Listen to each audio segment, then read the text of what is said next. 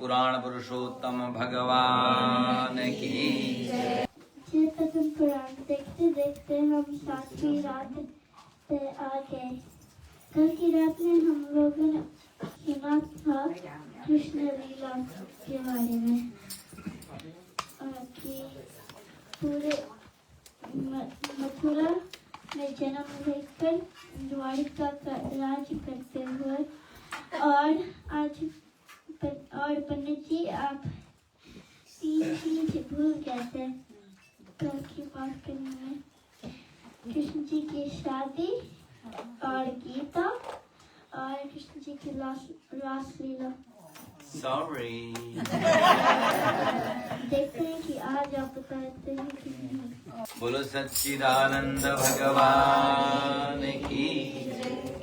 धन्यवाद तुलसी जी।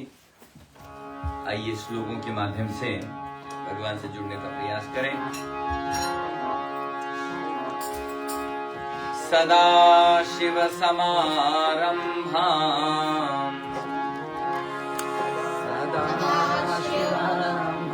शंकराचार्य मध्यमाम्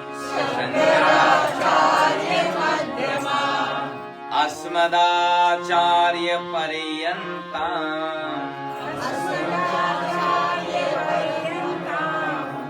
वन्दे गुरु परम्पराम्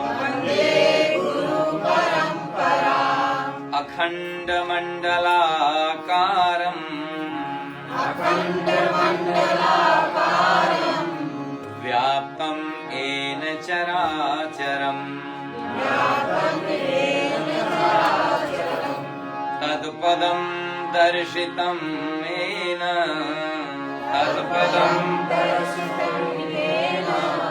तस्मै श्री गुरुवे नमः। नारायणं नमस्कृत्य नरं चैव नरोत्तमम् देवीं सरस्वतीं व्यासं ततो जयमुदीरये। पद्मासन समुत्पन्नम्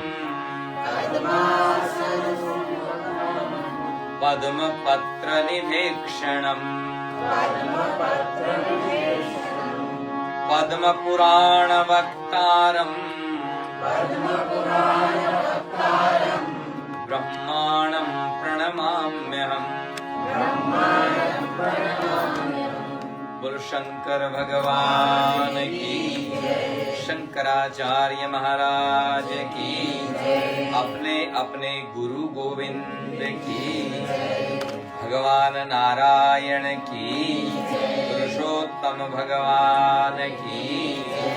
वेद व्यास भगवान की। सरस्वती माता की। गणपति महाराज की।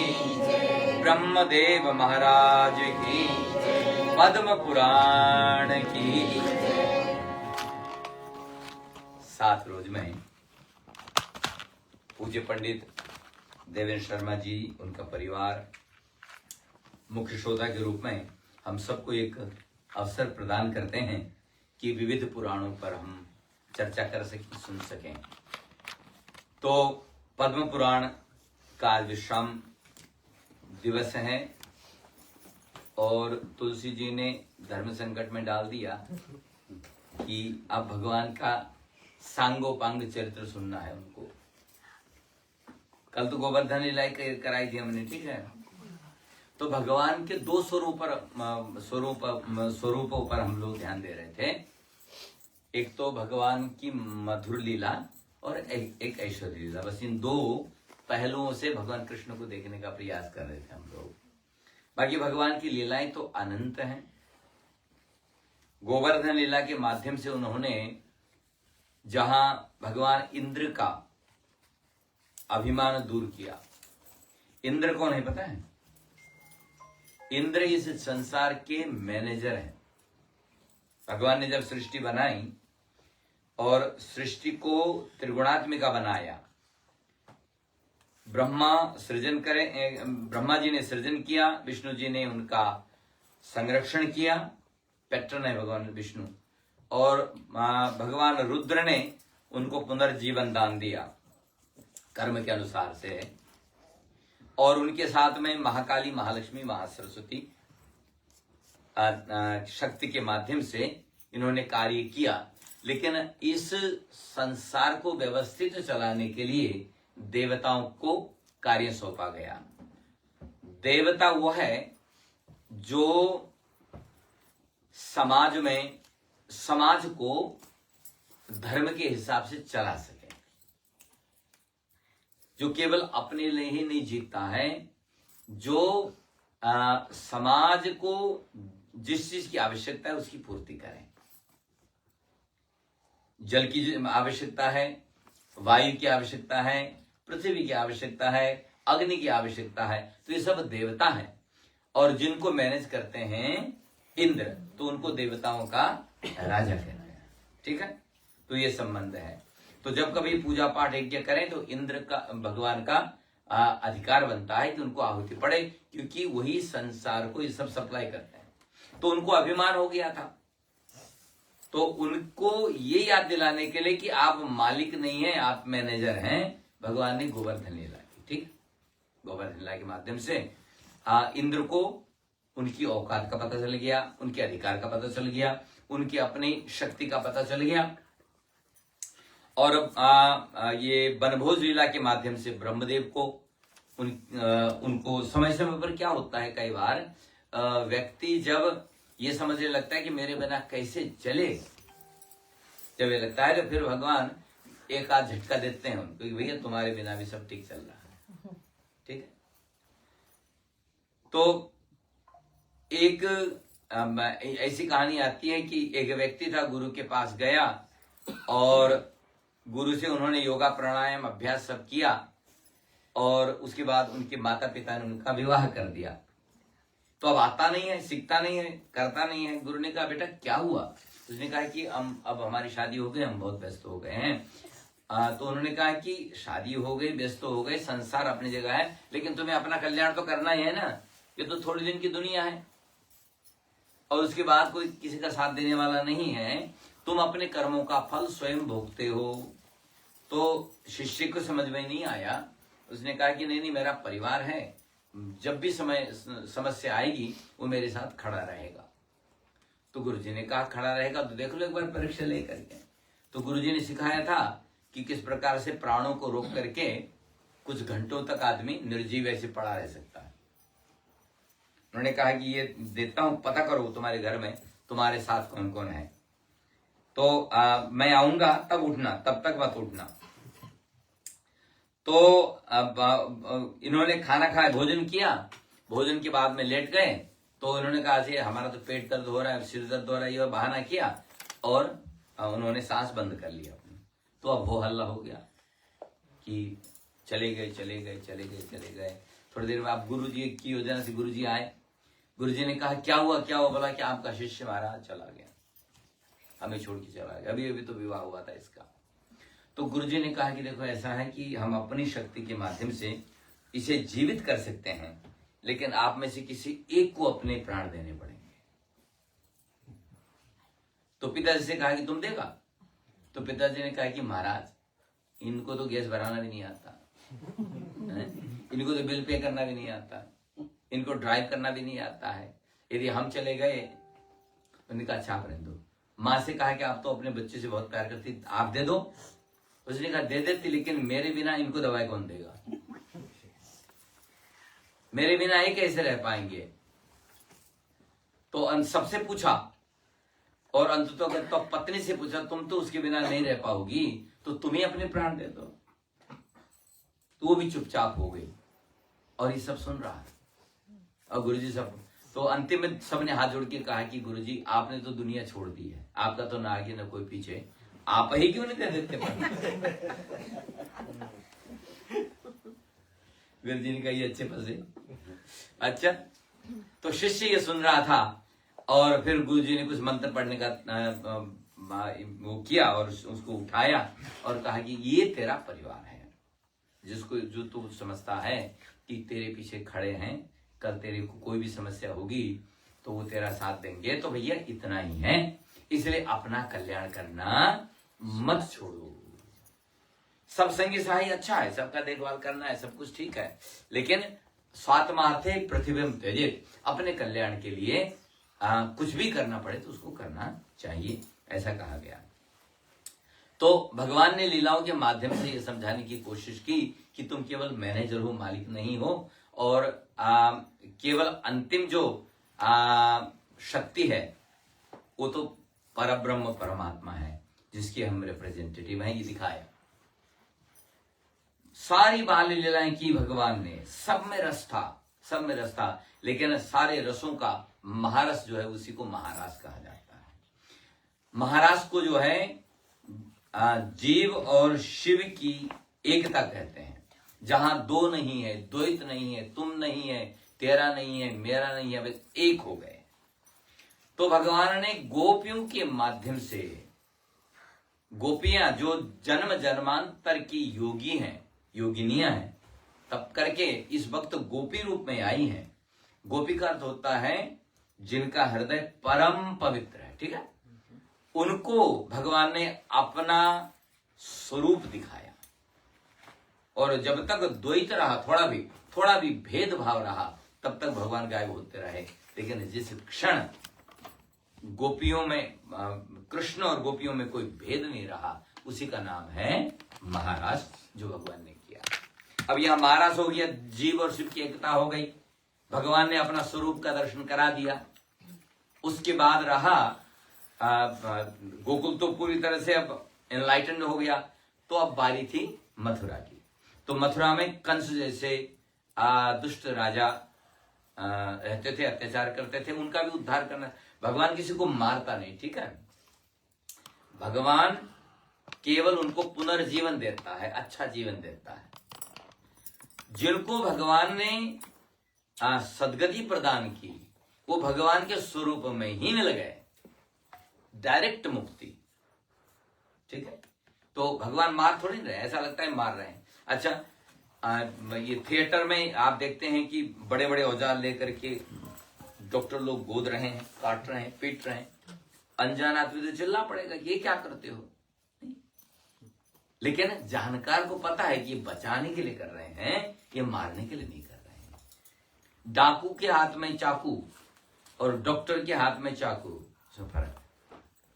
डाकू के हाथ की चाकू खतरनाक होती है, वो जान लेने वाली है, लेकिन डॉक्टर के हाथ की चाकू जान बचाने वाली है।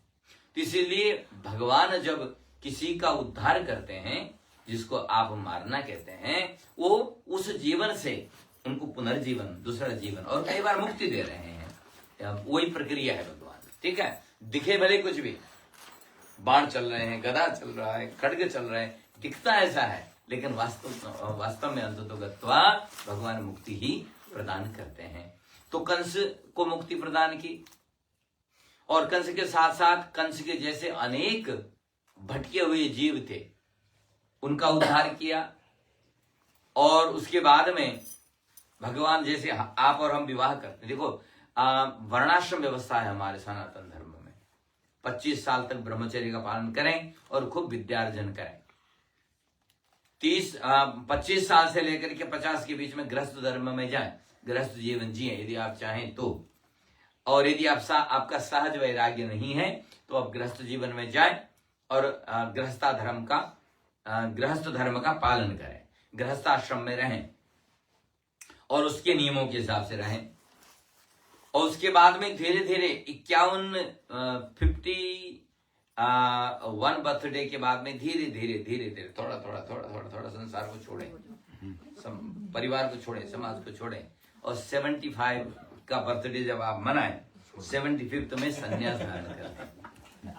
तो संन्यास की अभी कथा में भी आएगा, वो संन्यास क्या है, सब कुछ छोड़ना नहीं है, मन से छोड़ना है। तन कहीं भी रहे लेकिन मन परमात्मा के साथ में रहना है, उसी का नाम है संन्यास। मन से चीजों का न्यास करना माने छोड़ना, वही संन्यास होता है। तो भगवान ने भी यही शिक्षा दी आए, विवाह किया। एक विवाह थोड़ी नहीं किया। अच्छा, भगवान के कितने विवाह थे बताओ? कितनी पटरानियां थी और कितनी रानियां थी? 16,008। कोई एक ट्राई और मारो। 100 और रहा, ठीक है। 16,100 रानियां और 8 पटरानियां, और 16,100 ये भगवान के गले पड़ी थी, ठीक है। उन्होंने कहा कि हमारा कोई नहीं है, मेरा ना कोई सहारा। तो भगवान ने कहा कि जिसका कोई सहारा नहीं होता है उसको हम सहारा देते हैं। और उनको रिफ्यूजी टेंट में नहीं रखा, उनको महल बनाकर रानियों का दर्जा दिया। क्या करुणा है परमात्मा की, क्या दया है परमात्मा की। जिन महिलाओं ने ये कहा कि हम समाज में, हमको समाज एक्सेप्ट ही नहीं करेगा, उनको भगवान ने कहा कि समाज तुमको मेरी रानियों के हिसाब से एक्सेप्ट करेगा। वो है भगवान की महत्ता, वो है उनकी महानता। तो 16,108 विवाह किए भगवान ने। और ऐसी कहानी भी आती है कि एक बार नारद जी को लगा कि इतनी रानी को कैसे संभालते होंगे।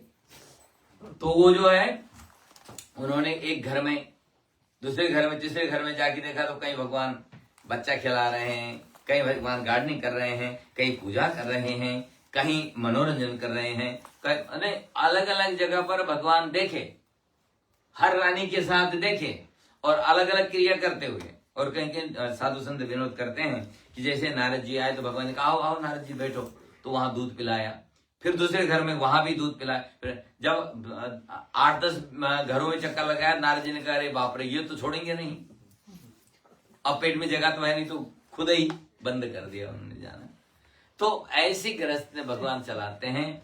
और अंत तो गत्वा, देखो भगवान का न कोई अपना है न कोई पराया है, भगवान न्यूट्रल हुआ करते हैं, तटस्थ होते हैं।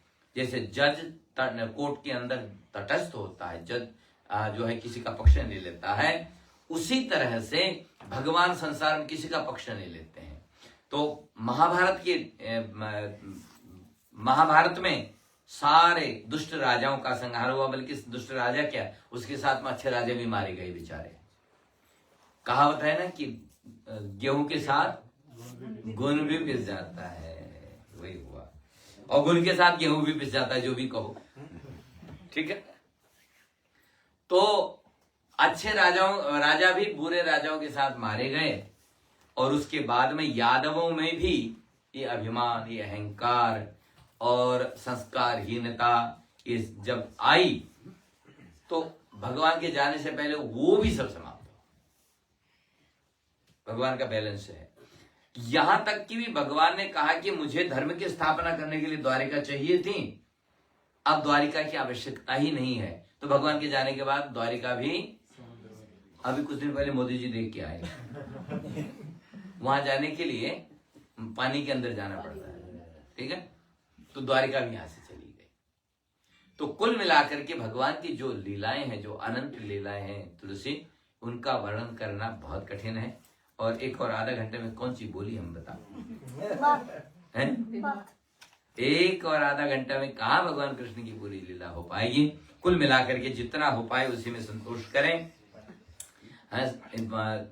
उतनी ही वस्तु में हम लोग को संतोष करना पड़ेगा जितना समय है, देश काल पर समय के अनुसार से। और आज हम पुराण के पातालखंड की कथा समाप्त करके उत्तरखंड में प्रवेश कर रहे हैं।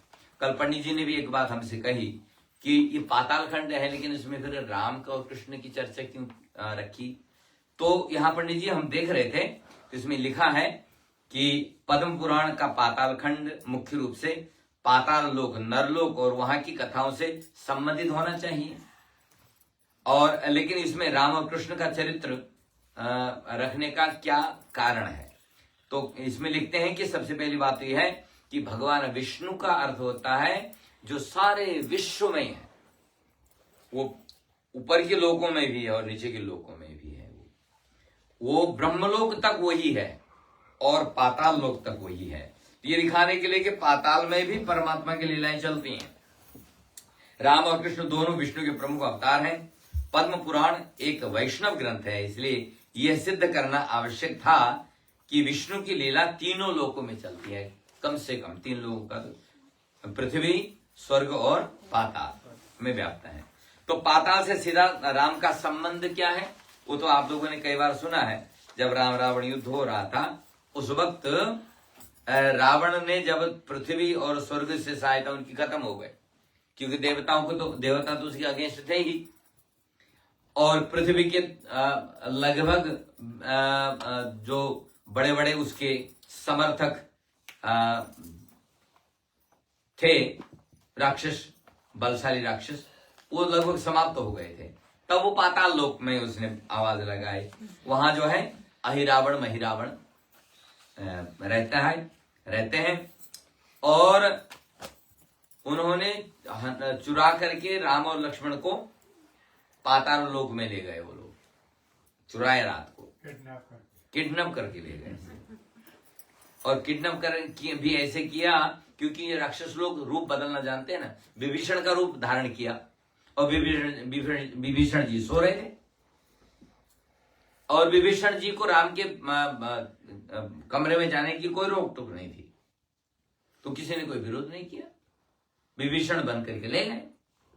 तो बाद में पता चला विभीषण जी ने कहा कि मैं तो गया नहीं, मैं तो सो रहा था। तब हनुमान जी को कहा कि ये हो न हो, ये अहिरावण होगा। तब हनुमान जी पाताल लोक में भी गए। हनुमान जी पाताल लोक गए, वहां उनकी भेंट मकरध्वज से हुई। मकरध्वज से पूछा, भैया तुम कौन हो? बोला मैं हनुमान का बेटा। उसने कहा, अरे अच्छा, बाप से बातें करता है, मैं ही तो हनुमान जी हूं। बोला मैं नहीं जानता, मैं तो हनुमान का बेटा हूं। बाद में पता चला कि लंका दहन के बाद में जो घटनाएं घटी थी, हनुमान जी को खुद ही पता नहीं था उसका बेटा भी है। लेकिन अब बात नहीं माने, वो कहता नहीं, मेरा तो कर्तव्य है, पाताल लोक की रक्षा करूंगा, मैं चीफ सिक्योरिटी गार्ड हूं यहाँ, आप आगे नहीं बढ़ सकते। फिर बांधा हनुमान जी ने उसको, मारा तो नहीं लेकिन बांध दिया, बांध करके तब आगे बढ़। हनुमान जी जो पंचमुखी हैं, ये कैसे पंचमुखी बने? ये वही पाताल लोक में ही पंचमुखी बने थे।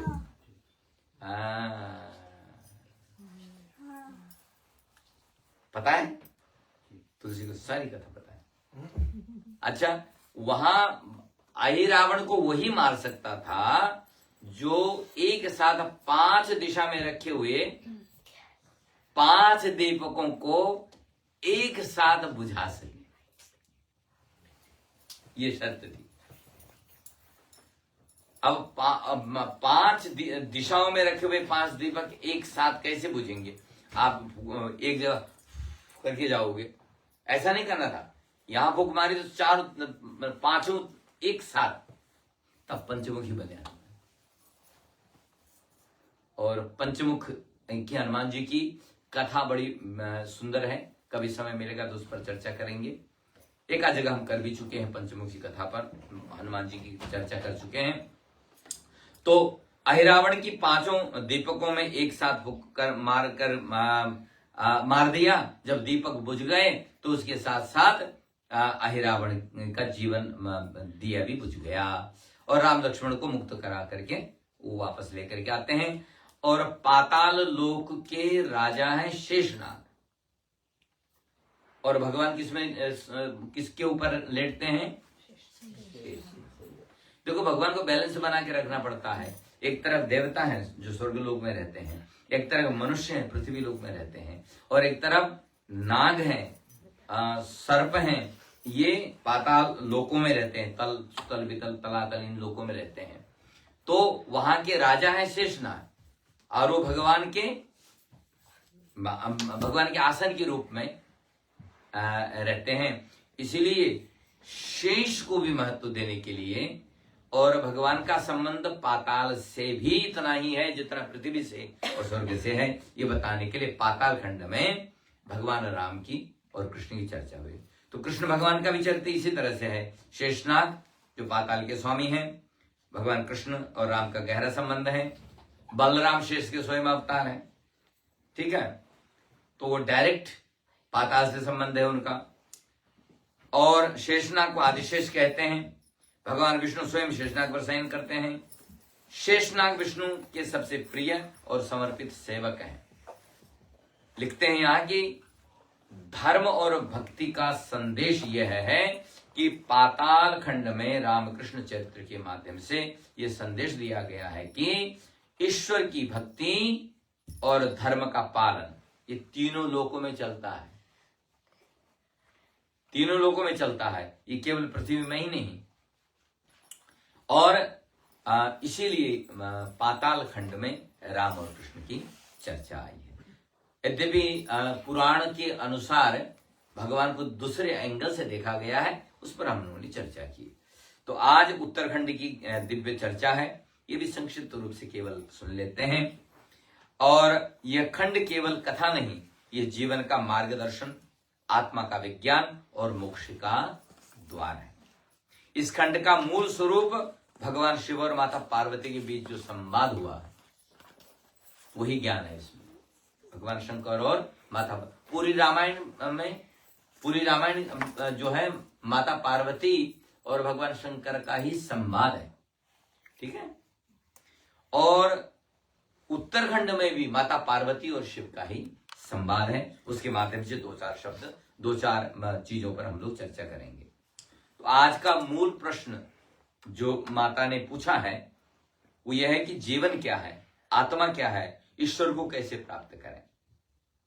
तो संभवतः इसका उत्तर यह है कि ज्ञान से आत्मज्ञान होगा, भक्ति से ईश्वर को प्राप्त करेंगे और भक्ति नाम जप के माध्यम से होगी, मीडियम है ना, और ऐसा करने से हमारा जीवन मुक्त हो पाएगा। और मुक्ति सबको चाहिए, ठीक है। आप भले सोचते हो कि हमें तो मुक्ति नहीं चाहिए, लेकिन मुक्ति के लिए ही सारी दुनिया लगी हुई है।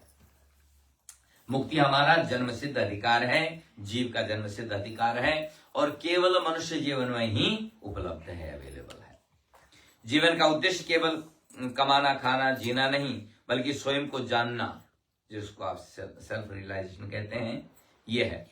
आत्मा वह है जो न जन्म लेती है न मरती है, जो शरीर से अलग, शुद्ध, चेतन और परमात्मा का अंश है। हम लोग एवरी थर्सडे को ऑनलाइन गीता करते हैं और वहां पर अभी कुछ दिन पहले हमने 13 अध्याय और 13 अध्याय समाप्त किया। तो 13वें अध्याय में ये क्षेत्र और क्षेत्रज्ञ माने आत्मा और शरीर की चर्चा बड़ी प्यारी आई है। तो उसमें यही कहा गया है कि आत्मा एक अलग है, आत्मा न मरती है, न पैदा होती है, न जायते म्रियते, और शरीर पैदा होता है और मरता है। शरीर पांच भौतिक है, शरीर को ये पदार्थ चाहिए, आत्मा को कोई पदार्थ नहीं चाहिए। ईश्वर को प्राप्त करने के लिए माने अपनी आत्मा को परमात्मा के साथ जोड़ना, यही मुक्ति है, यही मार्ग है। तो उसके लिए कई मार्ग हैं, कर्म मार्ग है, ज्ञान मार्ग है, भक्ति मार्ग है, योग मार्ग है। इसकी चर्चा उत्तराखंड में की गई है। ज्ञान अंधकार रूप है जिसमें अज्ञान अंधकार रूप है जिसमें ज्ञान दीपक की तरह प्रकाश करता है और परमात्मा को प्राप्त करने के लिए तर्क से नहीं, श्रद्धा से और प्रेम से पाया जाता है। परमात्मा को आप श्रद्धा से प्राप्त कर सकते हैं, तर्क से परमात्मा दूर भागता है, ठीक है, तार्किक। तो शिव पार्वती का संवाद यहाँ आरंभ होता है और लिखते हैं कि कैलाश पर्वत पर माता पार्वती ने भगवान शिव से पूछा है कि प्रभु, मनुष्य संसार के दुख संसार के दुख से कैसे मुक्त हो सकता है, ये प्रश्न है। तब भगवान शंकर मुस्कुराए और कहा कि देवी, जब तक मनुष्य अपने वास्तविक रूप को नहीं पहचानता तब तक वो बंधन में रहता है। ये लाइन है, बॉटम लाइन है। अंधेरे में आप चल रहे थे, अचानक किसी चीज पर आपका पैर पड़ गया और आप चिल्लाए कि सांप सांप सांप सांप, पूरा पसीना पसीना हो गया। अंधेरा था ना, आपको लगा कि सांप के ऊपर मेरा पैर पड़ गया और अब सांप ने काट खाया। तो दिल की धड़कन बढ़ गई है, ब्लड प्रेशर बढ़ गया है और इतने में कोई व्यक्ति आया, बड़े ऐसी टॉर्च लेकर के उजाला किया तो उसने कहा अरे अरे ये सांप नहीं तो रस्सी है। तब उसकी जान में जान है ना। जब तक सांप का पता न चला, मैंने रस्सी का पता न चला और रस्सी सांप बन करके हमें डराता रहा, तब तक भय से मुक्ति नहीं है। इसी तरह से बिना ज्ञान के ईश्वर नहीं मिलेगा, माने सत्य नहीं मिलेगा, और बिना सत्य जाने हम भ्रम में भटकते रहेंगे और भ्रम में ही दुखी होते रहेंगे। ये संसार की नियति है। आपने भयानक सपना देखा, आपके पीछे शेर पड़ा हुआ है, आपके पीछे सांप पड़ा हुआ है, आपके पीछे हाथी पड़ा हुआ है, नहीं, और आप दौड़े जा रहे, अचानक नींद खुल गई, तो तब जान में जान आती कि वो ये तो सपना था, है ना। तो आपको कई बार तो लगता है अच्छा हुआ सपना था, नहीं तो आज तो पकड़े ही गए थे। तो वो जब तक सपना समाप्त नहीं होगा, जब तक नींद खुलेगी नहीं, तब तक शांति नहीं मिलेगी, तब तक दुख का अंत नहीं होगा, तब तक आपकी धड़कन समाप्त नहीं होगी, तब तक आपका रोना समाप्त नहीं होगा। और जब नींद खुल गई, माने ज्ञान में जागृत हो गए, तो उसके बाद में लगा कि अरे वो तो स्वप्न था, वो तो मिथ्या था, वो तो झूठा था, अब है ही नहीं। तो इसी तरह संसार के सुख दुख भी हैं, इसी तरह संसार स्वयं ऐसा ही है। जो माया के कारण आभास होता है, लेकिन जब हम माया से परे जाते हैं तो पता चलता है ये तो झूठा था, ये सत्य नहीं था, ये असत्य था। तो हम शरीर नहीं है, हम आत्मा है। जैसे कपड़े बदलते हैं, वैसे ही आत्मा भी अपना शरीर बदलती है। आत्मा दूसरा शरीर लेती है, इसी को मृत्यु कहते हैं हम। मृत्यु केवल परिवर्तन है। जैसे आप इस घर से दूसरे घर में गए, इस किराए का घर था, वो आपका रिन्यू नहीं हो पाया, लीज रिन्यू नहीं हो पाई, आप दूसरे घर में चले गए। अब ये घर आपको बहुत प्रिय है और आपने ये छोड़ दिया, तो अब क्या रोज आकर के रोगे वहां? वो समझदारी है। अरे अब नया घर मिला है, वहां जाएंगे, उसमें रहेंगे, जो मिला है बढ़िया, जैसा भी मिला है, जो आपको मिला है वो आपका अपना है इस वक्त। जो आपका नहीं है, जो था वो था, जो है सो है, ठीक है, वर्तमान। इसी तरह से ज्ञानी जब शरीर छोड़ता है तो वो रोते धोते नहीं है, वो ये समझते हैं कि इस शरीर की यात्रा पूरी हुई, अब दूसरा शरीर मिलेगा, मुक्ति नहीं मिलेगी तो कम से कम शरीर तो मिलेगा, ठीक है। हालांकि ये जन्म और मृत्यु के समय, ये जो जंक्शन है, ट्रांजिट पीरियड होता है, बड़ा कष्टदायी होता है, कष्टदायी होता है शरीर के लिए।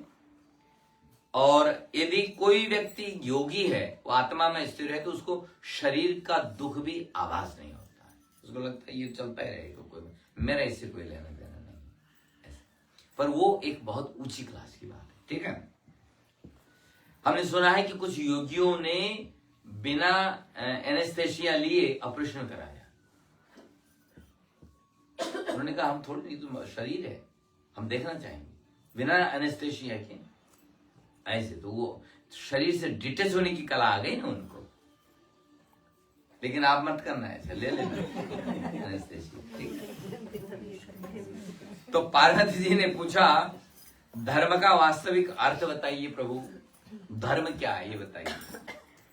तो शिव जी बोले कि पार्वती, धर्म केवल पूजा पाठ कर्म कांड नहीं है, धर्म है जीवन जीने की सही दिशा।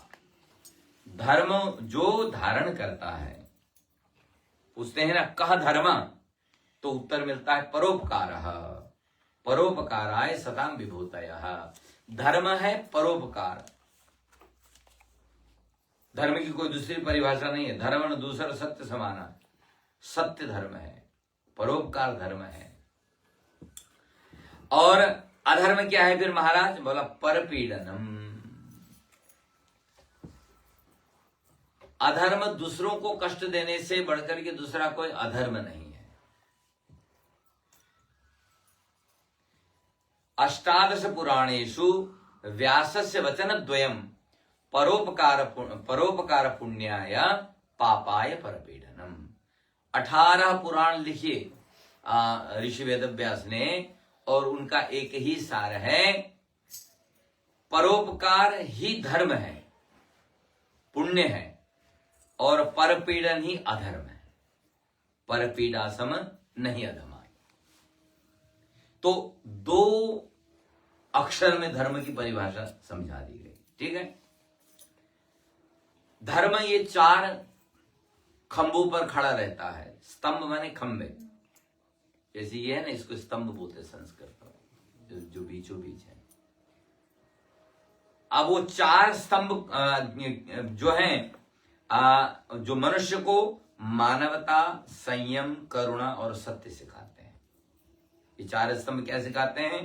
मनुष्य कैसे बना जाए, संयम कैसे रखा जाए, जीवन में करुणा और सत्य का जो स्थान है, जो महत्व है, वो सिखाते हैं। सत्य, दया, तप, ये जो है स्तंभ है। सत्य, जैसे मैंने कहा, धर्म दूसरा सत्य समाना, आगम निगम पुराण बखाना। पुराण, वेद, उपनिषद सब बोलते हैं। दया, दया धर्म का मूल है। पाप मूल अभिमान, तुलसी दया न छाड़िए जब लग घट में। तो दया का इतना महत्व है, जीवों पर दया। और सबसे बड़ी बात है कि अपने ऊपर दया कर लो। बोले कि हमको क्या समस्या है, हम तो खा पी रहे हैं, आराम से रह रहे हैं। लेकिन आप खा पी के आराम से रहें, अच्छी बात है, लेकिन उसके साथ साथ आगे की यात्रा की तैयारी भी करिए, क्योंकि जीवन छोटा है और आगे की जो यात्रा की तैयारी, हम इसको समझाने की आवश्यकता हम लोगों को नहीं पड़नी चाहिए।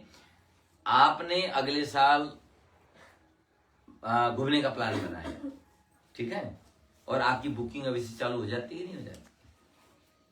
यहाँ वो बुक कर लिया, वहां वो बुक कर लिया, वहां होटल, वहां मोटल, वहां गाड़ी, वहां करते हैं कि नहीं करते हैं? और केवल 7-8 दिन या 2 हफ्ते 3 हफ्ते की समस्या होती है, तब भी हम इतना चिंतित रहते हैं। लेकिन जब हमको यहाँ से परमानेंटली जाना है एक बार, तो वहां की बुकिंग का भी तो कुछ सोचो। वन वे टिकट है और जाना अवश्य है, क्योंकि सब गए हैं, हमको भी जाना है। तो मैंने हमेशा ये सोचिए कि आगे की तैयारी कैसे की जाए, और वो तैयारी होगी भगवान से जुड़े रहने। ठीक है, वो व्यवस्था करेंगे। जैसे आप तो नहीं जानते, बोला हमें नहीं पता कैसे तरीके है, तो आप ट्रेवल एजेंट को कर लेते ही नहीं कर लेते। देखो भारी ट्रेवल एजेंट बैठा है, ये बुकिंग लेता है, ठीक है। बस यहाँ पर अपना रिजर्वेशन करते रहो, जुड़े रहो, और वो गाइड करते रहेंगे और आगे भगवान को संदेश भेजते रहेंगे। ठीक है।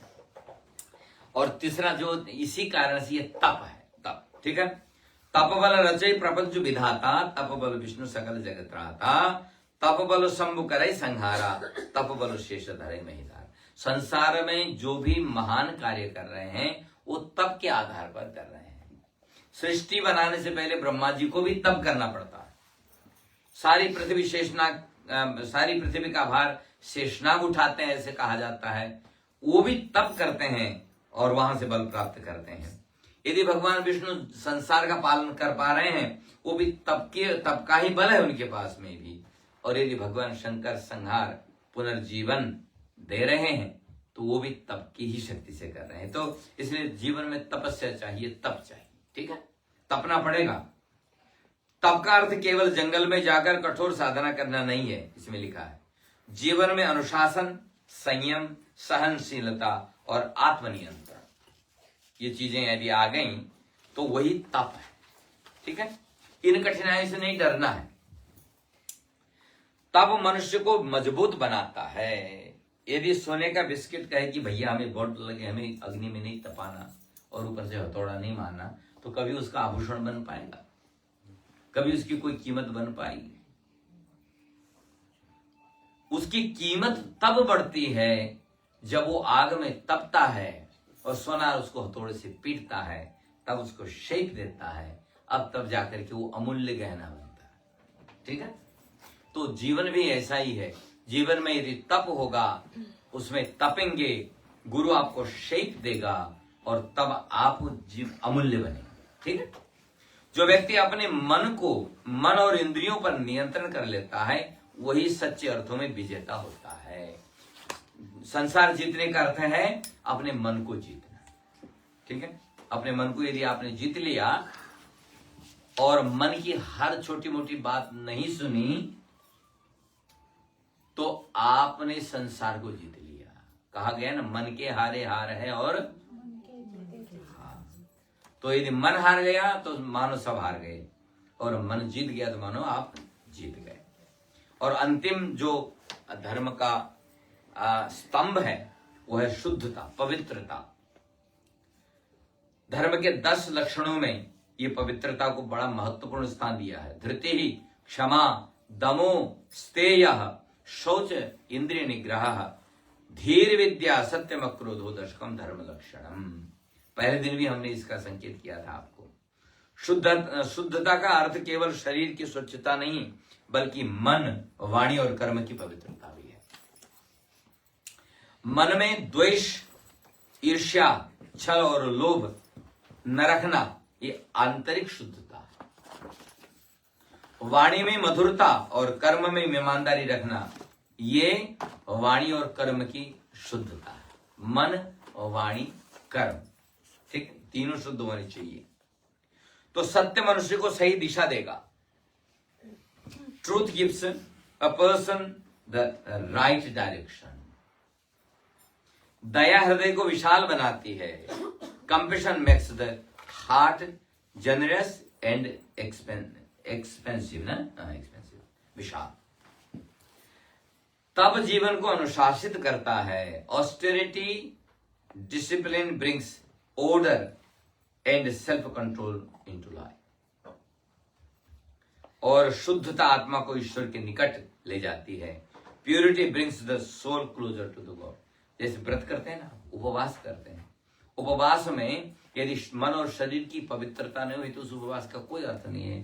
भूखे मरने से कोई फायदा नहीं है। ठीक है, जब तक तन मन की पवित्रता न हो और हमारे अंदर जो भी दोष है वो एक एक करके हम न छोड़े, तो खाली भूखे रहने से भगवान प्रसन्न नहीं होगा। जब ये चारों गुण जीवन में आ जाते हैं, तब मनुष्य का जीवन केवल सफल नहीं बल्कि सार्थक बन जाया करता है। भगवान शंकर पार्वती से कहते हैं कि देवी, ज्ञान कठिन है पर भक्ति सरल है। ज्ञान कठिन, प्रत्युह अनेका। ज्ञान कठिन है क्योंकि उसमें विघ्न बाधाएं बहुत ज्यादा हैं। पहली बात तो यह है कि ज्ञान को साधना ही कठिन है। देखो, ज्ञान का भी प्रकाश होता है, मणि का भी प्रकाश होता है। मणि, अब हम लोग देखा नहीं ना, जो असली मणि होती है उसमें से भी लाइट निकलती है। ठीक, और दिया जलता है उसमें से भी लाइट निकलती है। ठीक है, अब इस दिया को जलाने के लिए आपको कितने प्रोसेस के थ्रू जाना पड़ता है, रामचरितमानस उत्तरकांड में आपने सुना है, पढ़ा। सबसे पहले यदि आपको दिया जलाने का मन हुआ तो क्या चाहिए? आपको बर्तन चाहिए, है कि नहीं? और फिर उस कपास चाहिए। अब कपास बाजार में नहीं मिलता आजकल, तो आप कहो कि हम सब खरीद के जला देगा, ऐसा नहीं। सोचो, यदि फर्स्ट टाइम जब संसार में कुछ नहीं मिलता है, आपको दिया जलाना है, तो आपको कपास बोना पड़ेगा, किसानी करनी पड़ेगी, फिर वो कपास उगेगा और फिर वो पकेगा, फिर उसमें से कपास निकलेगा। चलो, कपास हो गया। अब ये वीक कपास माने रुई और कॉटन जो है। अब कॉटन मिलता नहीं, बाजार नहीं है। पहली बार तो पहले उगाओगे उसको, तब आपको कपास कितना 2 4 5 महीने जब भी जितना लगता मुझे पता नहीं, वो उगेगा तब उसका कपास बनेगा। 5 7 महीने आपके वो लग गए। फिर आपको चाहिए घी, तो घी कहां से आएगा? गाय पालनी पड़ेगी। पहले गाय खोजो, फिर उसको पालो, ठीक है। फिर वो बछड़ा देगी, और बछड़ा देने के मैंने उसको भी कितना 6 महीने के बाद 9 महीने के बाद होता है गाय का बछड़ा, पूरे 9 महीने में, जैसे आदमी का वैसे ही गाय का भी। तो 9 महीना उसकी सेवा करो, फिर वो बछड़ा देगी, और फिर वो दूध देगी, और फिर उसको दूध दुओ, प्रोसेस हो, उस दूध को दूध मिलने के बाद उसको जमाओ। बर्तन चाहिए उसको जमाने के लिए भी, तरीका चाहिए उसको जमाने के लिए भी। हमसे दही नहीं जमे, नहीं हम नहीं सकते जमाए दही, नहीं हमको नहीं आता कैसे जमाते। तो पहले सीखो दही कैसे बना, दूध से दही बनाओ, फिर उस दही को बिलोड़ो, और उसको मथने के लिए भी बर्तन चाहिए, मथानी चाहिए, मथने वाला चाहिए, है। फिर उसके बाद में मक्खन निकलेगा, मक्खन को फिर आग में तपाना पड़ेगा। आग के लिए चूल्हा चाहिए, लकड़ी चाहिए, आग चाहिए, कितनी चीजें। ये सब करने के बाद में आपको घी मिला, ठीक है। अब उस घी से आपने दिया जलाया, माचिस भी चाहिए, कितने ही साधन चाहिए, मतलब अब माचिस में आपने घी वो जलाया दिया, और आपने कहा मजा आ गया, चलो दिया जल गया। लेकिन अचानक एक बड़ा सा आंधी का झोंका आया, बुझ गया, तो सारी कसरत गई कि नहीं। हमने बड़ी मेहनत करके साधना करके ज्ञान का दिया जलाया था, लेकिन काम क्रोध की आंधी ऐसी आई एक झटके में। आपने सुना होगा ना विश्वामित्र की कहानी, बेचारे सब छोड़ छाड़ के तप कर रहे थे, तप के शिखर में पहुंचे हुए थे। इंद्र ने किसको भेजा? मेनका। मेनका ऐसी नाची कि बेचारों ने विवाह कर लिया, शादी कर ली, और शादी करने के बाद में उनको पता चला, अरे बाप रे मेरा जो साधना भंग हो गई है। लेकिन टू लेट, फिर शुरुआत करनी है। तो ज्ञान का दिया जलाने के लिए बहुत मेहनत है, और उसका भरोसा नहीं है कि वो टिकेगा। लेकिन यदि आपके पास मणि है, मणि भी प्रकाश, आप दिया क्यों जलाना चाहते हैं? आप उजाला चाहिए, इसीलिए ना दिया क्यों जलना है? उजाले के लिए। तो मणि का प्रकाश भी होता है। अब मणि का प्रकाश न आधी से बुझता है, न तूफान से बुझता है, न उसके लिए रुई चाहिए, न उसके लिए घी चाहिए, न उसके लिए गाय चाहिए, उसके लिए कुछ नहीं चाहिए, केवल मणि चाहिए। तो ये मणि का प्रकाश क्या है? ये भक्ति का प्रकाश। तो इसीलिए रामचरितमानस में संत तुलसीदास जी ने, अन्य पुराणों में सभी ज्ञानियों ने ये कहा, भैया भक्ति का यदि प्रकाश हो जाए वो मणि का प्रकाश है, उसको बुझाने वाला फिर कोई नहीं है। दुनिया के कोई आंधी तूफान नहीं है, यदि परमात्मा आपके अनुकूल है, आपकी साधना ठीक ठाक है, तो भक्ति का दीपक जलता रहेगा, उसको बुझाने की कोई, वो मणि है। राम नाम मणि जीह धरो, राम नाम की जो मणि है उसको जीभ में रखो, तो वो बाहर भी प्रकाशित करेगा, अंदर भी। माने आपके पास एक ही दिया है, अब आपको बाहर भी उजाला चाहिए, अंदर भी दिया उजाला चाहिए, तो क्या करेंगे? कोई तरीका है? हाँ, उसको दरवाजे में रख दो, दरवाजा खोलो और रख दो, तो घर के अंदर भी उजाला, घर के बाहर भी उजाला। तो ये शरीर का की देहरी कौन सी है? जीभ। जीभ पर क्या रखना है? राम नाम रूपी मणि। तो अंतःकरण को प्रकाशित करेगा, बाह्यकरण को भी प्रकाशित करेगा। यही भक्ति है, ठीक है। तो भक्ति, भगवान को प्रेम से याद करना, यही भक्ति है। जैसे एक माँ अपने बच्चे को याद करती है, और उसको याद करने के लिए लिख के नहीं रहना पड़ता है कि मुझे बच्चे को फोन करना है, याद करना है, ये करना है, नहीं लिख के रखना पड़ता, वो याद आता रहता है, याद आता रहता है। उसी तरह से भक्ति उसी का नाम है, जब परमात्मा निरंतर हमें याद आता रहता है। तो हर कर्म में भगवान को देखना, वही सच्चा प्रेम में। मैं देखूं जिस ओर सखीरी, सामने मेरो सांवरी। बड़ा सुंदर भजन था। तो मीरा जी कहती हैं या भक्त कहते हैं कि मैं तो जिधर देखती हूं या जिधर देखता हूं उधर तू ही तू है। तो ये दृष्टि जब आ जाए उसी का नाम है भक्ति। और भक्त क्या करता है, उसका एक सेंटेंस होता है कि मेरा मुझ में कुछ नहीं, सब कुछ है तो सो तो। ये शरीर भी आपका, ये परिवार भी आपका, ये संसार भी आपका, ये उपलब्धि भी आपकी, और ये दुख भी आपका और ये सुख भी आपका। तेरा तुझको सौंपते क्या लागत हो। तो वो पूरी तरह से समर्पण के मार्ग पर जब बैठ जाता है उसी का नाम है भक्ति। इसलिए भगवान भक्त के पीछे पीछे चलते रहते हैं, ये डगमगाएगा इसने तो हाथ पांव छोड़ दिए है ना। अब भगवान अब रिस्पॉन्सिबिलिटी फिर ले लेते हैं। यदि बोलते हैं कि तन धन परिवार सुहृद सब की चिंता, यदि आप भगवान को समर्पित कर दें तो फिर भगवान रिस्पॉन्सिबिलिटी ले लेता है। योगक्षेमम वहां में हम गीता में कहा कि उनकी इच्छाएं भी पूरी करता हूं और उनके द्वारा उनको जो चीज मिला है, जो चीज मिलना चाहिए उसकी सुरक्षा भी करता हूं, देता भी हूं, सुरक्षा भी करता हूं। तो भगवान सप्लायर भी बन जाता है और इंश्योरर भी बन जाता है, दोनों चीज आपको देता है। तो इससे बढ़िया क्या हो सकता है।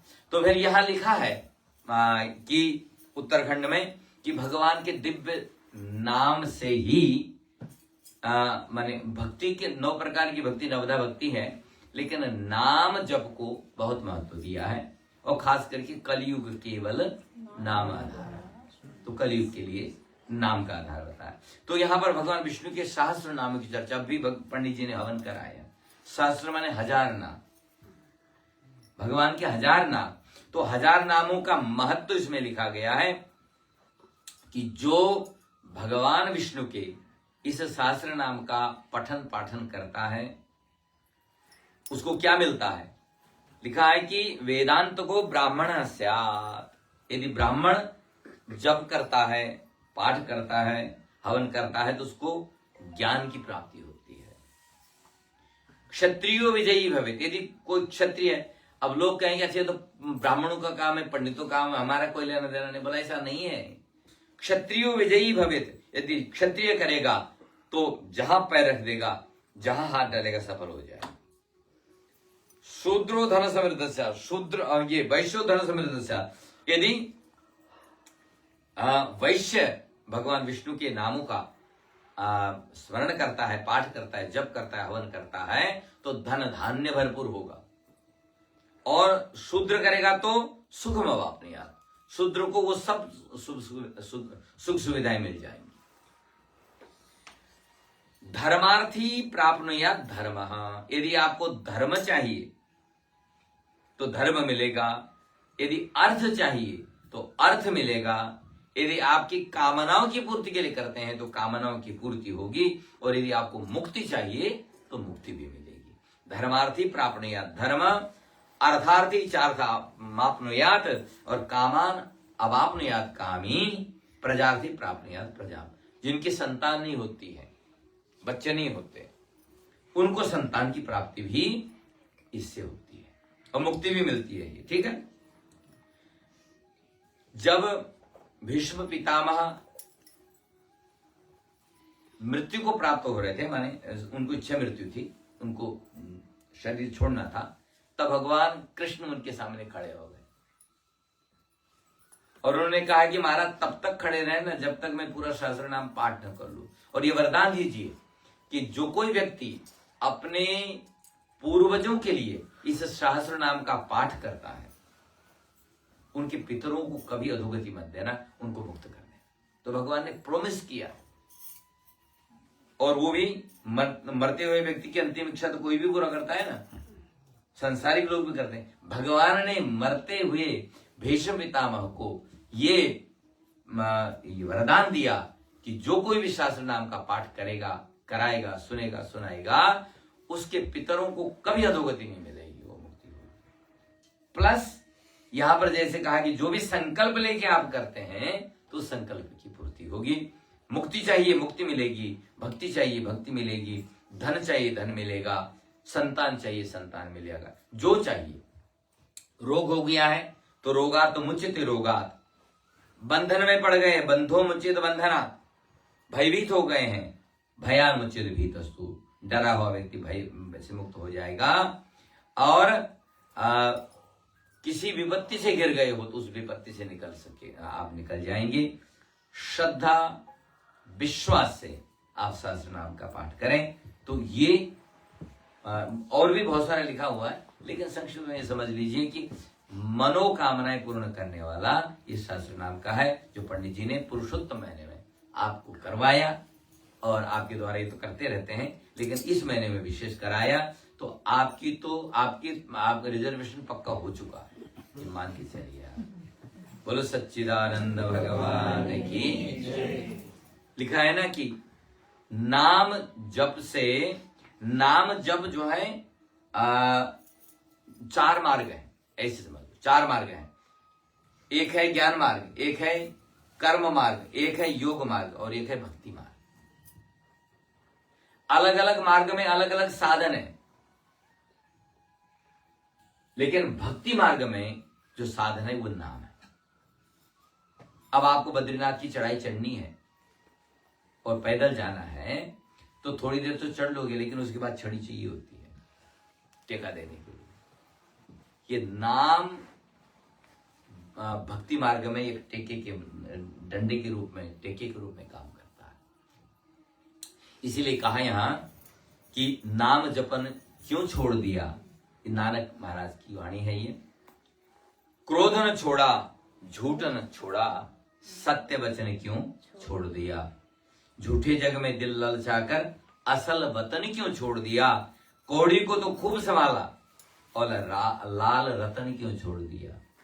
ये रतन कौन है, कौन सा रतन है ये? पायु जी मैंने राम रतन, ये वाला रतन। जिन सुमिरन से अति सुख पावे, तिन सुमिरन क्यों छोड़ दिया।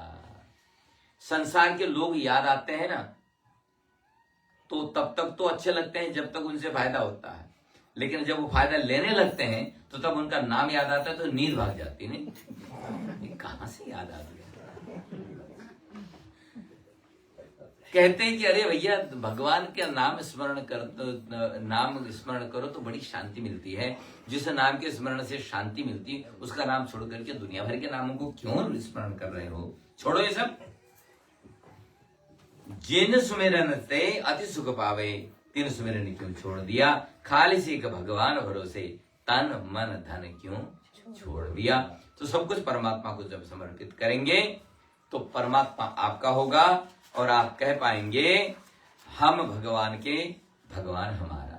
इसी प्रकार से यहाँ पर माता ने पूछा है कि शास्त्र नाम का प्रभाव क्या है। मन शुद्ध होता है, बुद्धि शांत होती है, हमारे जीवन का भय समाप्त होता है, वैराग्य की प्राप्ति होती है। जब मनुष्य संसार की अस्थिरता को समझता है तब वैराग्य आता है, संसार में मन नहीं लगता है। और तो ये वैराग्य है क्या? बोला कि संसार से जो आसक्ति है, संसार से आसक्ति छूट जाए, इसी का नाम है वैराग्य। और तो संसार से आसक्ति छूटेगी तो क्या संसार में रह नहीं पाएंगे? बोला रह पाओगे, लेकिन ऐसे रहोगे ज्यों जल में कमल का फूल रहे।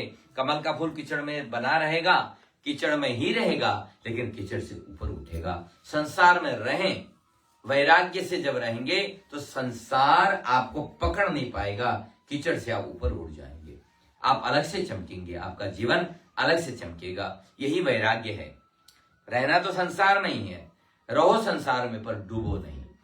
पानी में नाव चलती रहे बढ़िया है, लेकिन पानी के अंदर नाव नहीं, नाव के अंदर पानी नहीं आना चाहिए। ठीक है। तो मोक्ष का मार्ग भी बताया है। मोक्ष क्या है? बोला जन्म और मृत्यु का जो चक्र है उससे मुक्ति ही ये मोक्ष है। क्योंकि जो पुनरपि जननम पुनरपि मरणम पुनरपि जननी जठरे शयनम, बार बार मरना, बार बार पैदा होना, बार बार माँ के गर्भ में जाना, फिर बाहर निकलना, यह संसार एक खल दुस्तारे। आदि शंकर कहते हैं कि ये बहुत कष्टमय जीवन होता है, कष्टमय परिस्थिति होती है। कृपा करके मुझे इस जन्म मृत्यु के चक्र से बाहर कर दो प्रभु। जन्म मृत्यु के बाहर से जाना ही क्या है? मुक्ति है। और यदि जन्म ले लिया तो मरना पड़ेगा, ये ध्यान रखिएगा। आ ब्रह्म भुवन लोका पुनरावृत्तो जन्म, चाहे वो ब्रह्मा ही क्यों न हो, सबको मरना पड़ता है, सबको जन्म लेना पड़ता है। इसलिए भगवान ने कहा बड़े भाग मानुष तन पावा, बड़े भाग्य से मनुष्य का तन मिला है, ये देवताओं को भी नहीं मिलता है। तो ये साधन धाम मोक्ष कर द्वारा, ये साधन धाम है, मोक्ष के लिए यहीं से प्रयास करना पड़ेगा। तो इस मौके को मत छोड़ना, यदि छोड़ दिया तो आत्महत्यारे बनोगे, आत्माहन गति जाए, बड़े कड़े शब्दों में कहा है, उत्तरकांड पढ़िए। तो 3 मार्गों में से कोई भी मार्ग पकड़िए भगवान तक पहुंचने के लिए, और केवल एक मार्ग नहीं, तीनों मार्गों में संतुलन होना चाहिए। भक्ति पकड़ ली तो कर्म और ज्ञान की आवश्यकता नहीं, ऐसा नहीं है। हमने पहले दिन आपको बताया था तीनों मार्ग, लेकिन एक प्रधान, एक मेन होता है, ठीक है, तीनों मार्ग। तो जीवन का सार है उत्तरखंड में, इसका नाम उत्तरखंड में लिखा है कि हम आत्मा है, हम शरीर नहीं है, धर्म हमारा स्वभाव है, मन को शुद्ध बनाना है और भगवान को याद रखना है।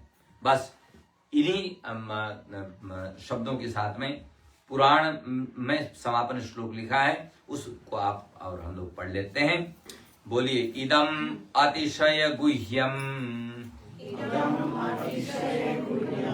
निस्सृतम व्यास वक्त्रतात्, निस्सृतम व्यास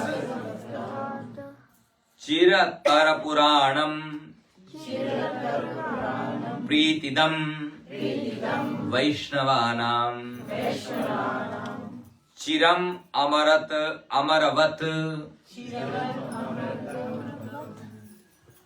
यैर्वन्दित अंघ्रिर्मुरारेः सकल भुवन भर्तुः चक्रिणः प्रीतयेस्तु। इसका अर्थ है जो अभी आपने पढ़ा कि यह अत्यंत गुह्य माने कठिन बहुत और प्राचीन पुराण जो व्यास जी के मुख से निकला है और वैष्णवों को प्रिय है, वह देव श्रेष्ठों में द्वारा वंदित चरणों वाले संपूर्ण जगत के धारक चक्रधारी भगवान मुरारी की प्रसन्नता के लिए है। तो हमने जो कुछ कर्म किया है इससे भगवान प्रसन्न हो, ये रखना है।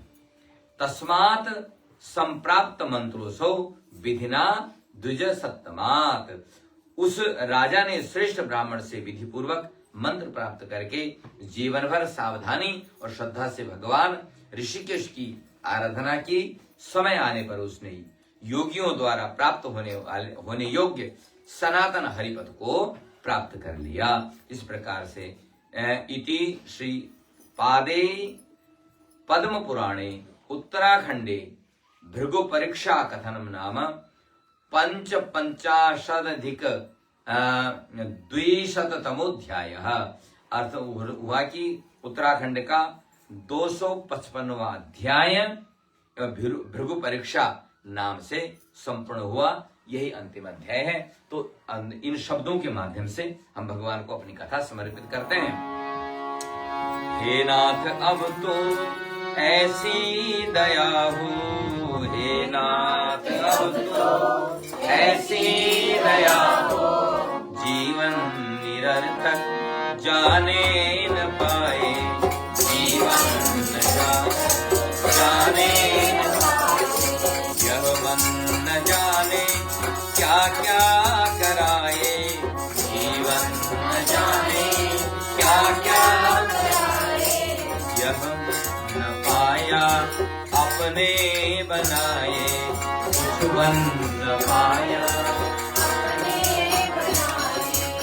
हे दयामय आप ही संसार के आधार हो, आप ही करतार हो, हम सबके पालनहार हो। जन्मदाता आप ही, माता पिता भगवान हो, सर्व सुख दाता सखा भ्राता, हो तन धन प्राण हो। आपके उपकार का हम ऋण चुका सकते नहीं। बिनु कृपा के शांति सुख का सार पा सकते नहीं। दीजिए वह मति बने हम सद्गुणी संसार में। मन हो मंजो धर्म में और तन लगे उपकार में। हे दया में आप ही संसार के आधार हो।